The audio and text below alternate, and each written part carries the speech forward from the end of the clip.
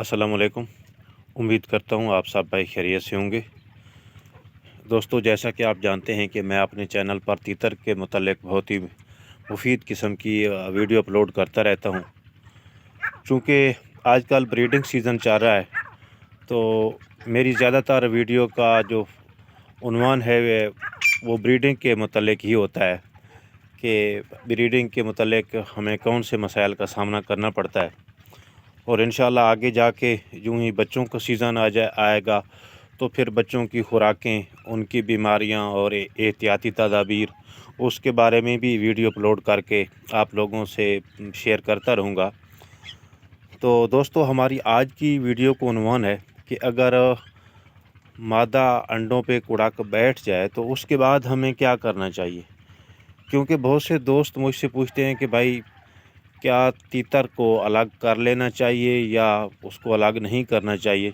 تو یہ دونوں صورتیں ضروری ہیں، وہ کیسے ضروری ہیں وہ آگے چل کے میں آپ لوگوں کو اس کی تفصیل بتاؤں گا۔ لیکن اس سے پہلے آپ سے گزارش کہ آپ جو بھائی پہلی مرتبہ میرے چینل پہ آئے ہیں اور ابھی تک انہوں نے میرے چینل کو سبسکرائب نہیں کیا، تو آپ میرے چینل کو سبسکرائب کر کے آل نوٹیفیکیشن کو انیبل کر دیں تاکہ میری ہر آنے والی ویڈیو کا نوٹیفیکیشن آپ لوگوں تک پہنچتا رہے۔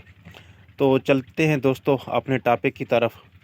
دوستو، جب آپ کی مادہ کڑک بیٹھ جاتی ہے اور نر انڈوں کو توڑنے کی کوشش نہیں کرتا، یعنی جب مادہ خوراک کے لیے انڈوں سے اٹھتی ہے تو نر گھونسلے کو خراب کرنے کی کوشش نہیں کرتا یا انڈوں کو ادھر ادھر کرنے کی کوشش نہیں کرتا یا نر مادہ کو مارنے کی کوشش نہیں کرتا، تو آپ کبھی بھی اپنے نر کو مادہ سے علیحدہ نہ کریں۔ ہاں، اگر نر مارتا ہے یا انڈوں کو توڑتا ہے یا آپ کو اس سے کسی قسم کا خطرہ ہے تو آپ سنگل کیج میں آپ نے نر کو ڈال لینا ہے اور اس کے بعد اس کو اسی کھڈے میں یا کیج میں جہاں پہ آپ کی مادہ نے انڈے دیے ہوئے ہیں اس میں رکھ دینا ہے مادہ کے سامنے، تاکہ نر مادہ ایک دوسرے کو دیکھتے رہیں۔ تو یہ کرنا بہت ہی ضروری ہے۔ اگر آپ ایسا نہیں کرو گے تو پھر آنے والے وقتوں میں آپ کو ایک مسئلہ پیدا آئے گا جب آپ کے بچے نکلیں گے۔ اس پر بھی میں انشاءاللہ ویڈیو بنا کے آپ لوگوں کو دکھاؤں گا اور اس کی پوری تفصیل بتاؤں گا۔ کیونکہ ویڈیو بہت لمبی ہو جائے گی تو میں اس کو مختصر کرنے کی کوشش کرتا ہوں۔ تو اگر آپ کو خطرہ ہے تو بھائی آپ نے نر کو بند کر دینا ہے، اگر خطرہ نہیں ہے تو پھر آپ نے نر کو کھلا رکھنا ہے ساتھ ہی۔